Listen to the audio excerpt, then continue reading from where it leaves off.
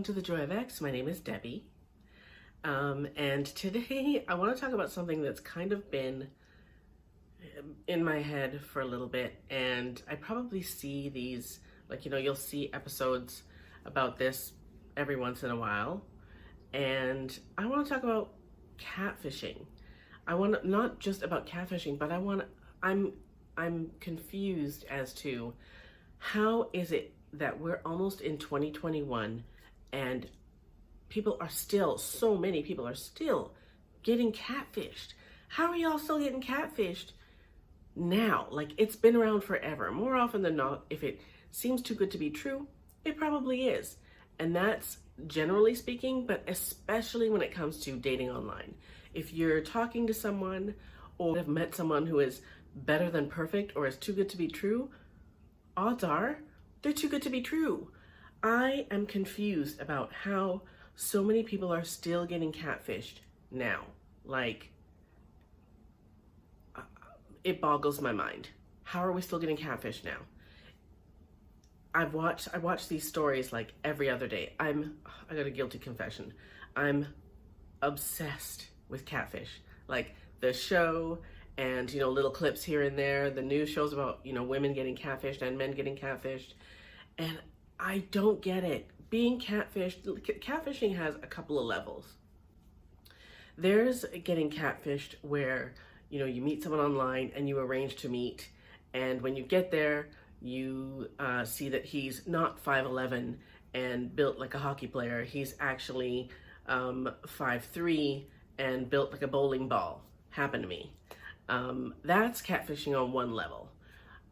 Catfishing on another level is, you're talking to someone and you get an emotional connection, and so you keep talking to this someone and you find that you have so much in common that it's just you feel comfortable with this person, but you've never met. You'll talk for weeks or months or years. I saw a story one time with a woman who had been talking to this guy for years. 8 years. 8 years. And I was like, 8 years? And in that 8 years, she didn't date anyone else because she was talking to him. So for 8 years, he's going on about his business in his own life,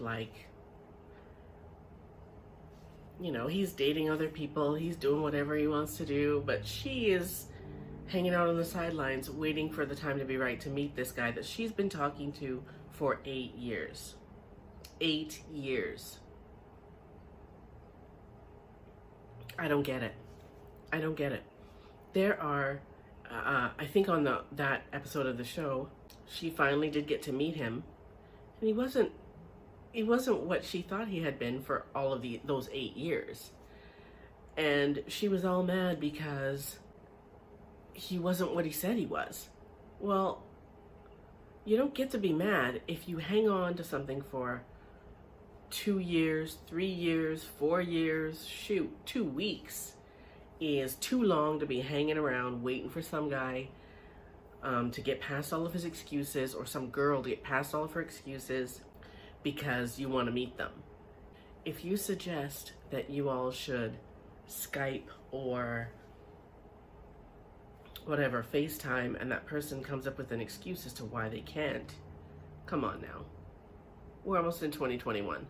Nobody has one mobile device or one device with a camera on it. I have 2 phones and 2 laptops, and they all have cameras. So for all of them to be broken, right? Nobody's got just a phone. Everybody's got at least a phone and a laptop, at least, right? If you're online, you got at least a phone and a laptop. So you're gonna tell me that both cameras are broken? No. And if you believe all of the excuses and nonsense, I mean, how far into it do you get to still be the victim? How far past, a reasonable amount of time are you not a victim anymore, right? If you're talking to someone that you've never met and you feel like you're in a relationship and it turns out that you're not really in a relationship, past a certain point, you're not a victim anymore. You can't be, because all of those red flags, you chose to ignore all of the red flags. So it's at past a certain point, it's on you. Like, you gotta, at some point, you gotta have that come to Jesus moment and admit to yourself that you've been scammed. And maybe you don't want to do that because talking to that person is giving you something, and I get that, but I always say to my friends or whatever, when they're not sure if they should keep seeing someone, I always say, your king is never going to find you if you keep messing with the joker. You got to kick the joker out of that seat, and then the king will find you. As long as you're hanging on to feelings for someone who may or may not exist, probably not, you're never going to get into something real. So you have to, the onus is on you, right? Fool me once, shame on you. Fool me twice, shame on me. Fool me for 8 years? What is that? That's shame on who? If you think you're being catfished, you probably are. If you've been waiting around for some guy to clean, it ain't gonna happen. It's not gonna happen. You have to decide to walk away. And if you don't decide to walk away, and it just keeps going, keeps going, keeps going, keeps going, and you finally find out that, you know what, this dude is not what he said he was, or this girl is not what she said she was, that's on you. You got nobody to blame but you. You can only blame yourself. Now let's talk about those people who are being catfished by someone who is far, far away. He's in the military, or he's in a prison in Nigeria, or he's a doctor in Nigeria, or what have you. He's whatever, and you're coughing up money now. You're actually giving away money. I don't know how this is still a thing. Like, I don't get it.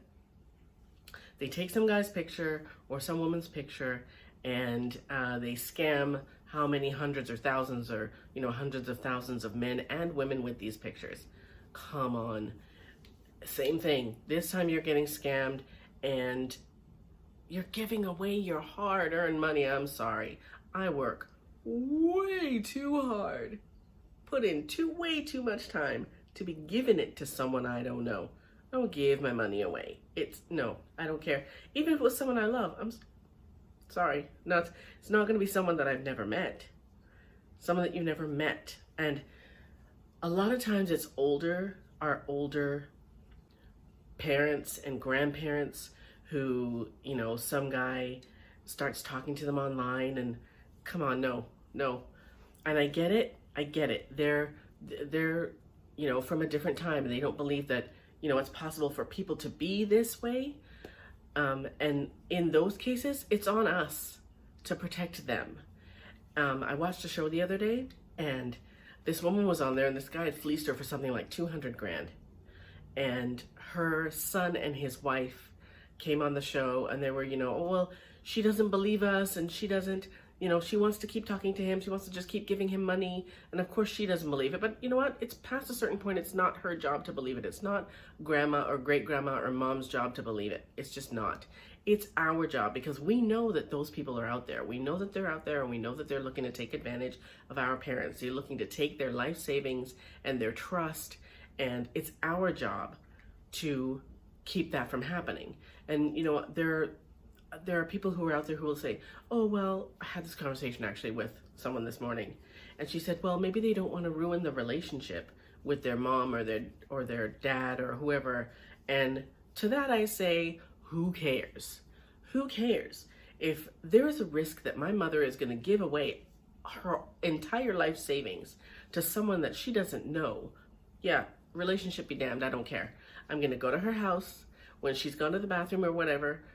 I am going to go into her phone. I'm going to delete him, and I'm going to block him. I'm going to wipe out all of the messages. I'm going to go into her email. I'm going to delete all of his emails, and I'm going to block him. I'm going to do anything I can to keep him from getting to my mother. And if he gets to her again, I'm going to swap out the SIM card. There's a million different ways that you can keep someone from ripping off your mom or your dad, or maybe not keep them from doing it, but once you discover that they're doing it, you can stop it. Even if they don't want you to, even if mom or dad doesn't want you to, you can stop it. Would I risk the relationship? Hell yeah. 100 times out of 100, I would do it every single time, because you know what? Eventually she's gonna thank you, or you're going to thank you because you know what? You're not going to have your mom living with you because she's broke and homeless, right? I would rather not have a relationship with my mother and know that she's safe, she's still got her money, she's still got her home, than have her living with me because now she's given all the money away or someone stole all of her money from her. No, sorry. There's no excuse. There's no excuse for being the child, the adult child of someone who's getting catfished. And letting that happen. There's no way. Past a certain point. Past the point where you find out that it's already happened and she's given away X number of thousands of dollars, you can stop that. But whatever. I wouldn't let it happen. And it happens to us, to our parents, and it happens to younger people, it happens to our older parents, it happens to people who are in their 40s and 50s. And that takes me to another type of catfishing. Those dating sites where, men, I've only seen men's stories. I've never seen stories of women who get on the dating sites and have to buy those, stickers and tokens and gifts and all that other kind of nonsense so that, they can keep talking to this person. I saw a story the other day, and it probably was on YouTube, but I saw a story the other day of this dude who was talking to this, I don't know, Swedish model or something on some dating site, and he had parted with 200 grand, 2 or 300. What is wrong with you? Who does this? And then complains that he thinks he got scammed. No crap, Sherlock. You think so? You think? You didn't think you were getting scammed when they were racking up your credit card? You didn't think when you saw $2,000 on your card, $10,000 on your card, $20,000, you didn't clue in then? I'm sorry. If you're not cognizant enough to feel like you're being scammed when you spent 20 grand and you let it go on for 30 grand, 40 grand, 50 grand, 100,000, come on, dude. You're not a victim anymore. Past a certain point, you're not a victim. You have to, whether you like it or not, you have to say, okay, you know what? I don't care if it is at 90,000. You gotta go, okay, I'm getting scammed here. I'm totally getting scammed. I saw another story, going to another level, with another woman. She was some kind of government investigator. Okay? Government investigator. And these dudes, I guess she fell for some guy online. He said hello on Instagram. Come on, you don't answer those. Anyways, he said hello to her on Instagram. They started talking, blah, blah, blah. He took this woman for more than $1 million. $1 million, was it $1 million or two? I can't remember. $1 million or $2 million? Come on now. She mortgaged her house. She gave up everything she had for this man who said that he was, who knows, and was going to be coming home to the US and they could get married. Come on. And this one was some kind of a federal investigator. And she got taken for $1 million. Let's say $1 million, okay? Let's say $1 million. I think it was 2, but let's say $1 million.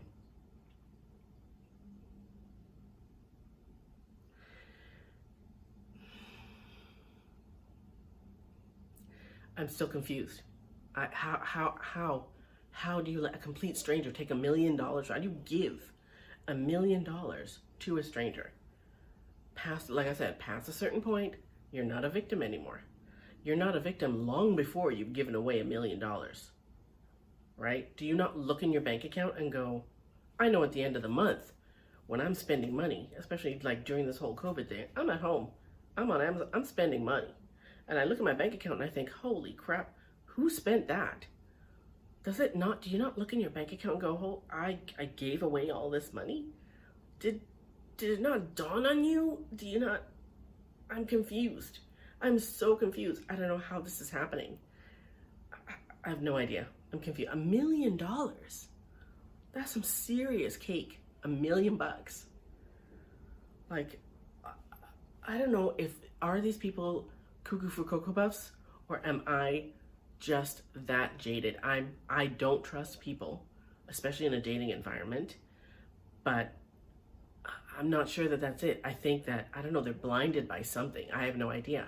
If you are, I mean, people have gone over this a million times, but there are ways to know if you're being catfished.